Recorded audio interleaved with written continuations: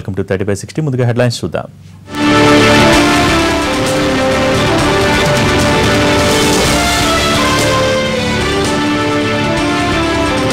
Telangana secretariat కోసం బాయ్సన్ polo grounds 100 ఎకరాలు ఇచ్చేందుకు రక్షణ శాఖ అంగీకారం. మెడికల్ పీజీ సీట్ల భర్తీకి తొలగిన అడ్డంకి, నగదు బాండ్ల రూపంలో పెంచిన ఫీజులు తీసుకోవాలన్న హైకోర్టు. పెన్గంగకు మహారాష్ట్ర నుంచి నీటి విడుదల, ఆగిపోయిన చెనాక కొరాట బ్యారేజ్ పనులు. ఉరి తీయబోమని పాక్ హామీ ఇవ్వాలి, జాదవ్ను కలిసే హక్కు భారత్కు ఉందన్న ఐసీజే. టెస్టుల్లో నెంబర్ 1 ప్లేస్ను నిలబెట్టుకున్న టీమిండియా, ర్యాంకుల్లో చెక్కు చెదరని విరాట్ సేన స్థానం.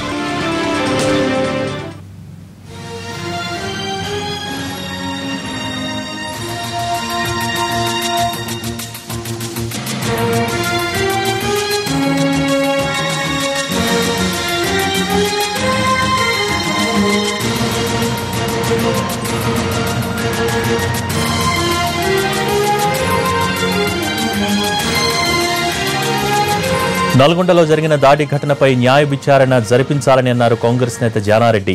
కార్యకర్తల కోసం అవసరమైతే జైలుకు వెళ్తానన్నారు. పోలీసులతో ధర్నా చేయిస్తారా, ఇది ప్రభుత్వమా అంటూ సీఎం కేసీఆర్ పై ఫైర్ అయ్యారు.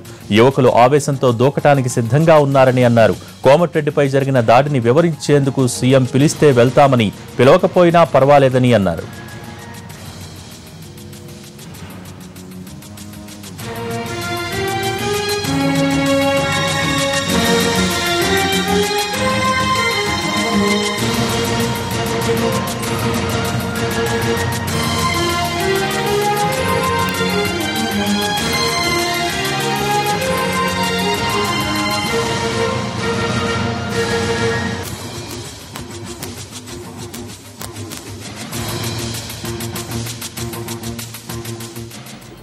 రాష్ట్ర సమితి సభ అని అక్కడ బోర్డు చూసిన ఆశ్చర్యపోయినటువంటి ఎమ్మెల్యే గారు, ఇదేంటి తిరిగి వెళ్ళిపోదామా మరి మనం అని, ఇంకా మంత్రులు రాలేదు అనేటువంటిది ఆలోచిస్తున్నటువంటి పరిస్థితుల్లోనే హఠాత్తుగా అక్కడ ఉన్నటువంటి టీఆర్ఎస్ వాళ్ళు గోబ్యాక్ అని చెప్పటం, లేక రాళ్ళు రువ్వటం, లేక మీరెందుకు వచ్చినారు ఈ మీటింగ్కి అని అడగటం.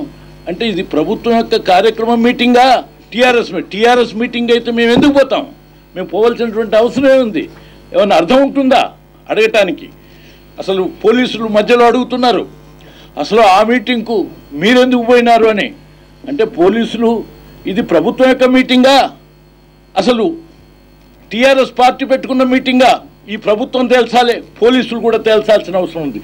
పోలీసులు ఏకపక్షంగా వివరిస్తుండ్రు కాబట్టి జ్యుడిషియల్ ఎంక్వైరీ కావాలి ఇటువంటి యొక్క సంఘటన మీద మా డిమాండ్ కూడా ఉన్నది. జమైనటువంటి మంది వీళ్ళ కార్లు ఆ సందర్భంలో ఇగో ఈ ఫోటోలో కనిపిస్తున్నటువంటి this is witness it self. Nagarikal శాసనసభ్యులు వీరేశం ఎమ్మెల్యే గారి భార్య ఇదిగో స్వయంగా మీటింగ్లో ఆమె వీర విహారం చేస్తున్నటువంటి తీరుని గమనించినటువంటిది. కొట్టండి, తరమండి, ఈ వెంకటరెడ్డిని ఎంటాడండి అని ఒక సాంస్కృతిక శాఖలో ఎంప్లాయీగా కూడా పనిచేస్తుందట. అసలు ముందర వీళ్ళ మీద కేసు పెట్టాలనా లేదా, ముందర వీళ్ళని అరెస్ట్ చేయాలనా లేదా, ఈ విషయాల్ని ఇది మచ్చుకు చూపిస్తున్నాం.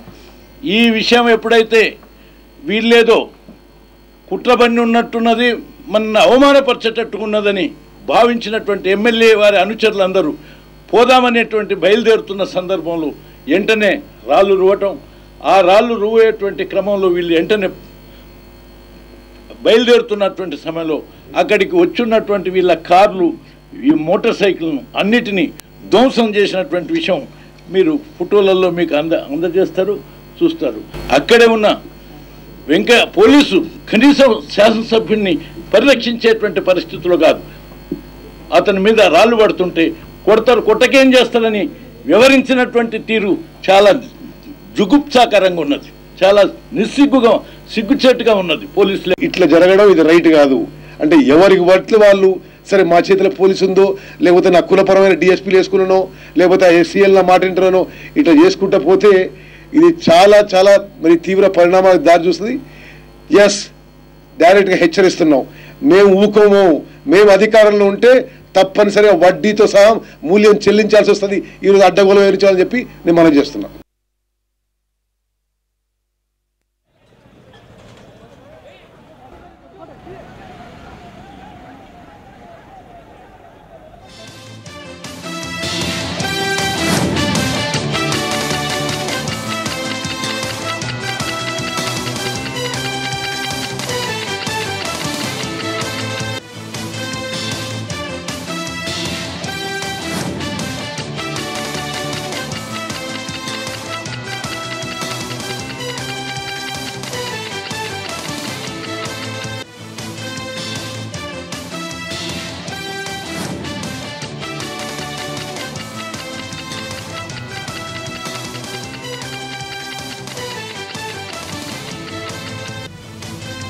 సికింద్రాబాద్లోని బైసన్ పోలో గ్రౌండ్ను తెలంగాణ సెక్రటేరియట్కు ఇచ్చేందుకు రక్షణ శాఖ సూత్రప్రాయంగా అంగీకరించింది.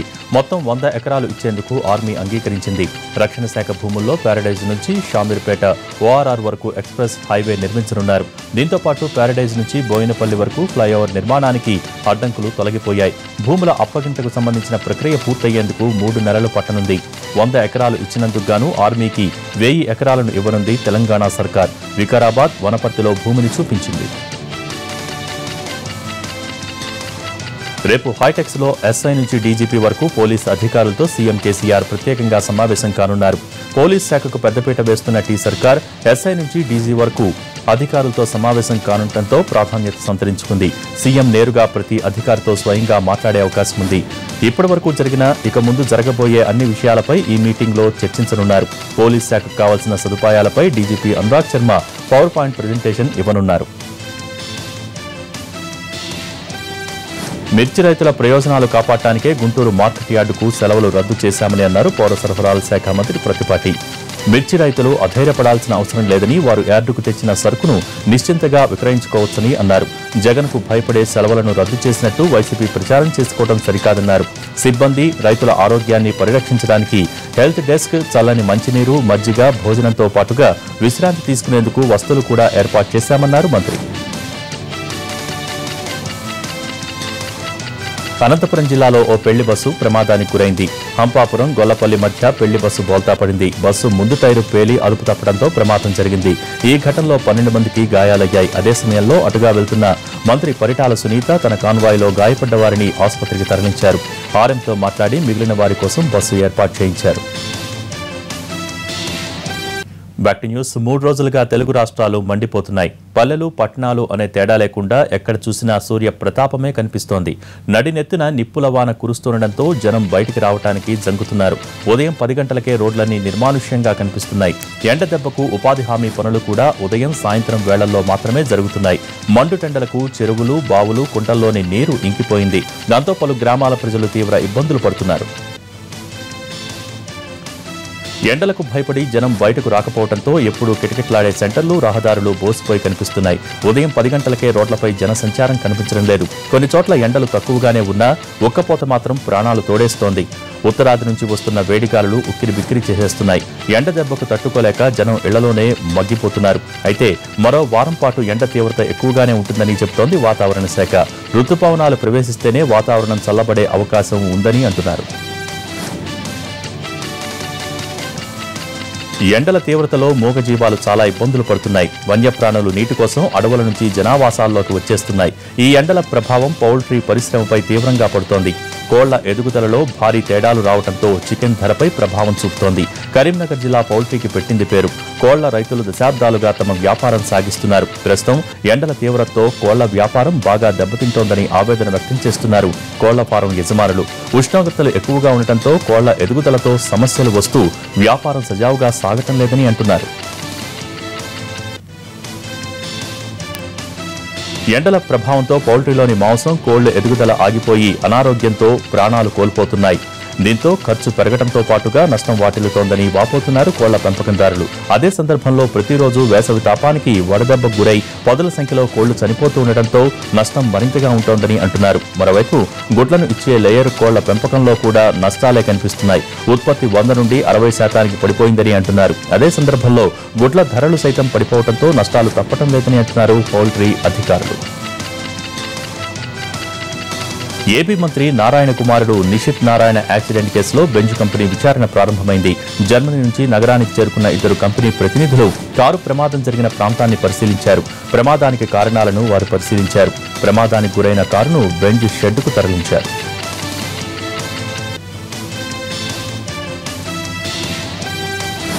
పరీక్షల్లో ఒక్క నిమిషం నిబంధన విద్యార్థుల పాలిట శాపంగా మారుతోంది. తాజాగా తెలంగాణ ఐసెట్లోనూ అదే జరిగింది. పలు ఎగ్జామ్ సెంటర్స్ కు సకాలంలో చేరుకోలేకపోయిన విద్యార్థులు గేట్లు మూతపడ్డాక వచ్చి కన్నీళ్లు పెట్టుకున్నారు. అనుమతించాల్సిందిగా పరీక్షల అధికారుల్ని వేడుకున్నా ఫలితం లేకపోయింది. దీంతో చేసేది లేక ఇంటికి తిరిగి ముఖం పట్టారు. మొత్తానికి చిన్న పొరపాటుకు విద్యార్థులు పెద్ద శిక్షను అనుభవిస్తున్నారని వాదనలు వినిపిస్తున్నాయి. నిమిషం నిబంధన వల్ల ఎంతో విలువైన విద్యా సంవత్సరాన్ని కోల్పోతున్నారు. మరోవైపు విద్యార్థుల తీరులో మార్పు రాకపోవడం విస్మయం వ్యక్తమవుతోంది. ఎగ్జామ్ కు గంట ముందు వస్తే పోయేది ఏముంటుందని ప్రశ్నిస్తున్నారు కొందరు తల్లిదండ్రులు. అయితే మారుమూల ప్రాంతాల నుంచి వస్తున్న విద్యార్థులు రకరకాల కారణాల వల్ల ఎగ్జామ్ సెంటర్స్ కు చేరుకోవడంలో ఆలస్యమవుతోందని అంటున్నారు ఇంకొందరు తల్లిదండ్రులు. చూసిన సూర్య ప్రతాపమే కనిపిస్తోంది. నడినెత్తున నిప్పుల వాన కురుస్తుండటంతో జనం బయటికి రావడానికి జంకుతున్నారు. ఉదయం 10 గంటలకే రోడ్లన్నీ నిర్మానుష్యంగా కనిపిస్తున్నాయి. ఎండ దెబ్బకు ఉపాధి హామీ పనులు కూడా ఉదయం సాయంత్రం వేళల్లో మాత్రమే జరుగుతున్నాయి. మండుటెండలకు చెరువులు, బావులు, కుంటల్లోని నీరు ఇంకిపోయింది. దాంతో పలు గ్రామాల ప్రజలు తీవ్ర ఇబ్బందులు పడుతున్నారు. ఎండలకు భయపడి జనం బయటకు రాకపోవడంతో ఎప్పుడూ కిటకిటలాడే సెంటర్లు, రహదారులు బోసిపోయి కనిపిస్తున్నాయి. ఉదయం 10 గంటలకే రోడ్లపై జన సంచారం కనిపించడం లేదు. కొన్ని చోట్ల ఎండలు తక్కువగానే ఉన్నా ఉక్కపోత మాత్రం ప్రాణాలు తోడేస్తోంది. ఉత్తరాది నుంచి వస్తున్న వేడిగాలులు ఉక్కిరి బిక్కిరి చేసేస్తున్నాయి. ఎండ దెబ్బకు తట్టుకోలేక జనం ఇళ్లలోనే మగ్గిపోతున్నారు. అయితే మరో వారం పాటు ఎండ తీవ్రత ఎక్కువగానే ఉంటుందని చెబుతోంది వాతావరణ శాఖ. రుతుపవనాలు ప్రవేశిస్తేనే వాతావరణం చల్లబడే అవకాశం ఉందని అంటున్నారు. ఎండల తీవ్రతలో మూగజీవాలు చాలా ఇబ్బందులు పడుతున్నాయి. వన్యప్రాణులు నీటి కోసం అడవుల నుంచి జనావాసాల్లోకి వచ్చేస్తున్నాయి. ఈ ఎండల ప్రభావం పౌల్ట్రీ పరిశ్రమపై తీవ్రంగా పడుతోంది.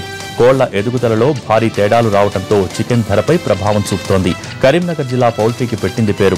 కోళ్ల రైతులు దశాబ్దాలుగా తమ వ్యాపారం సాగిస్తున్నారు. ప్రస్తుతం ఎండల తీవ్రతతో కోళ్ల వ్యాపారం బాగా దెబ్బతింటోందని ఆవేదన వ్యక్తం చేస్తున్నారు కోళ్ల ఫారం యజమానులు. ఉష్ణోగ్రతలు ఎక్కువగా ఉండటంతో కోళ్ల ఎదుగుదలతో సమస్యలు వస్తూ వ్యాపారం సజావుగా సాగటం లేదని అంటున్నారు. ఎండల ప్రభావంతో పౌల్ట్రీలోని మాంసం, కోళ్ల ఎదుగుదల ఆగిపోయి అనారోగ్యంతో ప్రాణాలు కోల్పోతున్నాయి. దీంతో ఖర్చు పెరగడంతో పాటుగా నష్టం వాటిల్లుతోందని వాపోతున్నారు కోళ్ల పెంపకందారులు. అదే సందర్భంలో ప్రతిరోజు వేసవి తాపానికి వడదెబ్బకు గురై పదుల సంఖ్యలో కోళ్లు చనిపోతూ ఉండటంతో నష్టం మరింతగా ఉంటోందని అంటున్నారు. మరోవైపు గుడ్లను ఇచ్చే లేయర్ కోళ్ల పెంపకంలో కూడా నష్టాలే కనిపిస్తున్నాయి. ఉత్పత్తి 100 నుండి 60% పడిపోయిందని అంటున్నారు. అదే సందర్భంలో గుడ్ల ధరలు సైతం పడిపోవడంతో నష్టాలు తప్పటం లేదని అంటున్నారు పౌల్ట్రీ అధికారులు. ఏపీ మంత్రి నారాయణ కుమారుడు నిషిత్ నారాయణ యాక్సిడెంట్ కేసులో బెంజ్ కంపెనీ విచారణ ప్రారంభమైంది. జర్మనీ నుంచి నగరానికి చేరుకున్న 2 కంపెనీ ప్రతినిధులు కారు ప్రమాదం జరిగిన ప్రాంతాన్ని పరిశీలించారు. ప్రమాదానికి కారణాలను వారు పరిశీలించారు. ప్రమాదానికి గురైన కారును బెంజ్ షెడ్డుకు తరలించారు.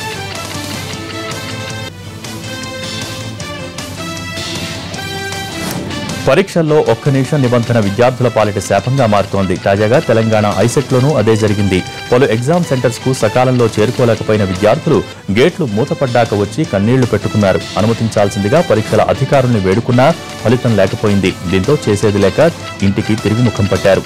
మొత్తానికి చిన్న పొరపాటుకు విద్యార్థులు పెద్ద శిక్షను అనుభవిస్తున్నారని వాదనలు వినిపిస్తున్నాయి.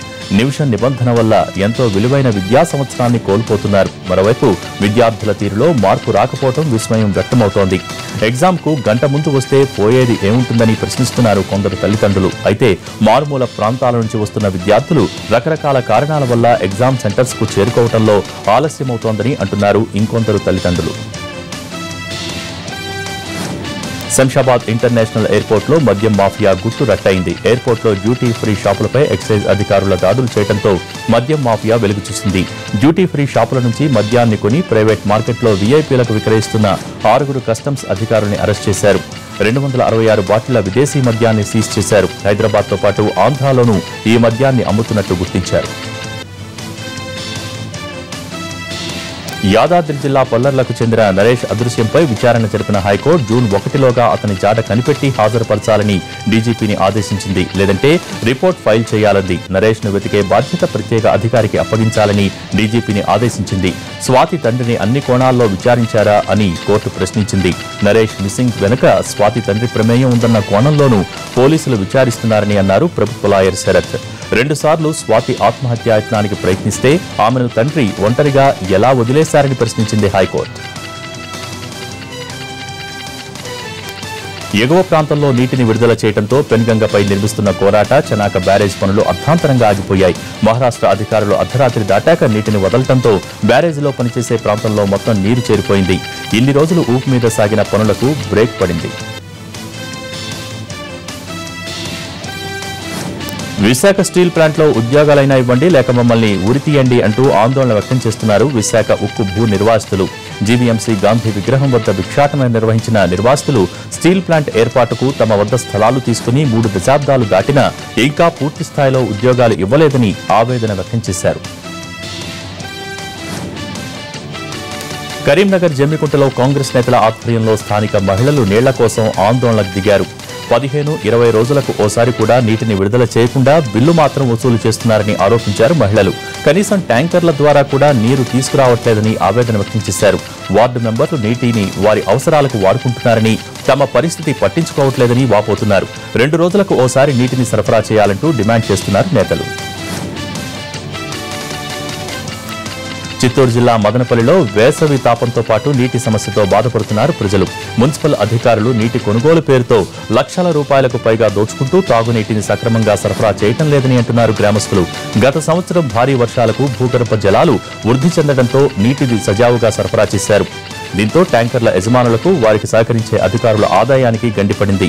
మళ్లీ ఇప్పుడు నీటి సమస్య రావడంతో వారికి అవినీతికి రెక్కలు వచ్చాయని అంటున్నారు. గత ఏడాదితో పోలిస్తే ఈ ఏడాది వర్షాలు తగ్గడంతో నీటి కష్టాలు మళ్లీ మొదలయ్యాయి. మదనపల్లిలో 2 లక్షల జనాభా ఉంటుంది. ప్రతి ఒక్కరికి 120 లీటర్ల నీరు అవసరం. కానీ అక్కడ ఉన్న చాలా బోర్లు పనిచేయటం లేదు. పాడైన బోరు బావులకు మోటార్లు బిగించకుండా, మరమ్మతులు చేయకుండా అధికారులు నిర్లక్ష్యంగా వ్యవహరిస్తున్నారని ఆరోపిస్తున్నారు అధికారులు. దీనికి కారణం ఇంజనీరింగ్ సిబ్బంది నీటి ట్యాంకర్ల యజమానులతో పాటు చోటామోటా నాయకుల దందా చేస్తున్నారు. పట్టణంలో నీటి సంపులకు ప్రైవేట్ ట్యాంకర్ల ద్వారా వాటిని నింపుతున్నారు. ఇంత ఖర్చు చేసినా పట్టణంలో 2 రోజులకు ఓసారి మాత్రమే నీరు వస్తుండటంతో ప్రజలు ఆవేదన వ్యక్తం చేస్తున్నారు. హైదరాబాద్ శివార్లలో బయటపడ్డ నకిలీ పాల కేసులో ఆసక్తికర అంశాలు బయటపడుతున్నాయి. కంచె చేను వేసినట్టు నిందితులకు ఓ ఇన్స్పెక్టర్ వత్తాసు పలకటం కలకలం రేపుతోంది. మంచాల ఇన్స్పెక్టర్ గంగారాం నిందితుడికి సహకరిస్తున్నట్టు ఎస్పటి పోలీసులు ఆరోపిస్తున్నారు. కల్తీ పాలు తయారు చేస్తూ అడ్డంగా దొరికిన మల్లేష్ యాదవ్ ను కేసు నుంచి తప్పించేందుకు గంగారాం ప్రయత్నించారని ఎస్పటి పోలీసులు వాదిస్తున్నారు. అతడికి కేసుతో సంబంధం లేదని ఇన్స్పెక్టర్ చెబుతుండటంపై ఎస్పటి పోలీసులు అభ్యంతరం వ్యక్తం చేశారు. మల్లేష్ యాదవ్ నుంచి డబ్బులు తీసుకుని నిందితుడికి అనుకూలంగా మాట్లాడారని ఎస్పటి పోలీసులు అంటున్నారు. మల్లేష్ యాదవ్ నుంచి 10 లక్షల రూపాయల లంచం తీసుకున్నారన్న ఆరోపణలు కూడా వినిపించాయి. విషయం తెలుసుకున్న రాచకొండ సిపి విచారణకు ఆదేశించారు. మంచాల ఇన్స్పెక్టర్ వ్యవహారం నాటకీయ పరిస్థితుల్లో బయటపడింది. నకిలీ పాల నిందితులను మీడియా ముందు ప్రవేశపెట్టడానికి ముందు ఎస్కోటీ పోలీసులు మంచాల ఇన్స్పెక్టర్ మధ్య వాగ్వాదం జరిగింది. కల్తీ పాల వ్యవహారంతో మల్లేష్ యాదవ్ కు సంబంధం లేదని, అందుకే మీడియా ముందుకు తీసుకురాలేదని గంగారాం అన్నారు. అయితే రెడ్ హ్యాండెడ్ గా దొరికిన వ్యక్తిని నిందితుడు కాదని ఎలా అంటారంటూ ఎస్కోటీ పోలీసులు గంగారాంతో వాదించారు. దీంతో విధిలేని పరిస్థితుల్లో మల్లేష్ ను మీడియా ముందుకు తీసుకొచ్చారు గంగారాం. అయితే అతన్ని ఇరాన్లో కిడ్నాప్ చేసి పాకిస్తాన్ తీసుకువెళ్లి అక్రమంగా కేసులు పెట్టారని భారత్ వాదించింది. అంతేకాక జాదవ్ కేసులో వియన్నా దౌత్య సంబంధాల ఒప్పందాన్ని పాకిస్తాన్ ఉల్లంఘించిందని, జాదవ్ను కలిసేందుకు అనుమతించాలని భారత రాయబారి విజ్ఞప్తి చేసినా తిరస్కరించిందంటూ ఆరోపించింది. ఇదే వాదనతో ఈ నెల 8న భారత్ అంతర్జాతీయ న్యాయస్థానాన్ని ఆశ్రయించింది. దీంతో స్పందించిన అంతర్జాతీయ న్యాయస్థానం కులభూషణ్ ఉరిశిక్ష అమలుపై తొలుత స్టే విధించింది. పాక్ మిలిటరీ కోర్టు తీర్పును అంతర్జాతీయ న్యాయస్థానంలోని 11 మంది న్యాయమూర్తులు న్యాయమూర్తుల ధర్మాసనం సమీక్షించింది. ఈ కేసులో భారత్ తరపున హరీష్ సాల్వే, పాక్ తరపున అస్తర్ అలీ వాదనలు వినిపించారు.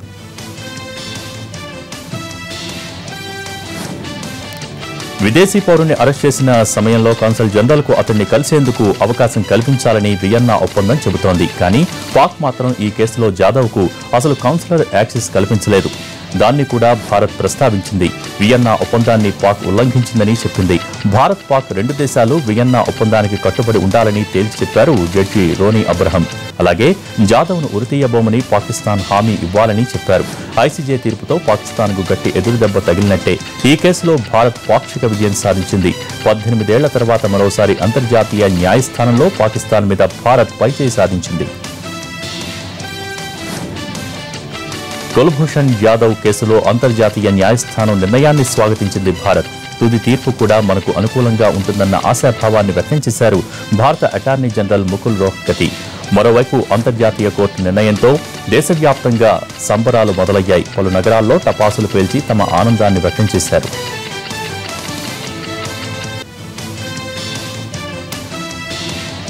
కేంద్ర మంత్రి అనిల్ దవే మృతిపై ప్రధాని మోడీ, కేంద్ర హోంమంత్రి రాజ్నాథ్ సింగ్ దిగ్భ్రాంతి వ్యక్తం చేశారు.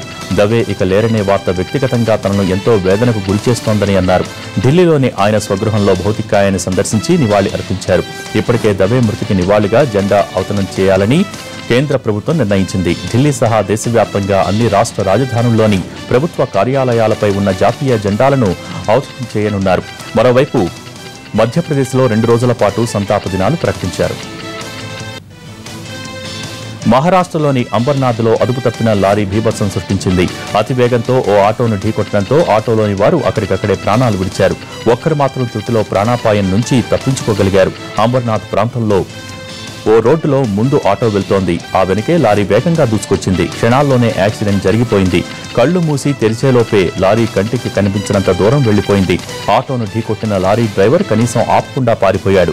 వెంటనే స్థానికులు బోల్తాపడ్డ ఆటోను పక్కకు తొలగించి చూడగా అందులోని వారు విగత జీవులై కనిపించారు.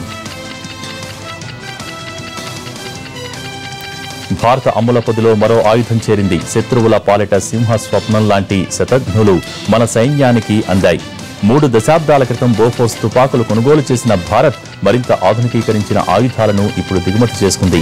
అమెరికా నుంచి కొనుగోలు చేసిన ఈ M777 శతఘ్నులతో 30 కిలోమీటర్ల దూరంలోని లక్ష్యాలను ధ్వంసం చేసే అవకాశం ఉంది. మొత్తం 145 తుపాకుల కోసం అమెరికాతో భారత్ ఒప్పందం కుదుర్చుకుంది. చాలా తేలికగా ఉండే M777 శతఘ్నుల్ని విమానాల్లో సైతం సులభంగా తరలించే వీలుంటుంది. వీటిని చైనా సరిహద్దులో మోహరించాలని భారత్ భావిస్తోంది. 2015 వన్డే వరల్డ్ కప్ సందర్భంగా మోకా అంటూ పాకిస్తాన్ వీరాభిమాని హంగామా క్రికెట్ ఫ్యాన్స్ ను ఓ ఊపు ఊపేసింది. ఇప్పుడు ఛాంపియన్స్ ట్రోఫీలో దాయాదుల మ్యాచ్ కోసం ఓ స్పెషల్ యాడ్ సోషల్ మీడియాలో తెగ పాపులర్ అయింది. భారత్ పాక్ క్రికెట్ మ్యాచ్ కన్నా ఏదీ ముఖ్యం కాదన్న సందేశంతో సాగే ఈ యాడ్ క్రికెట్ వీరాభిమానుల్ని విపరీతంగా ఆకట్టుకుంటోంది. ఛాంపియన్స్ ట్రోఫీలో జూన్ 4న భారత్ పాక్ మ్యాచ్ బర్మింగ్హామ్లో జరుగుతుంది.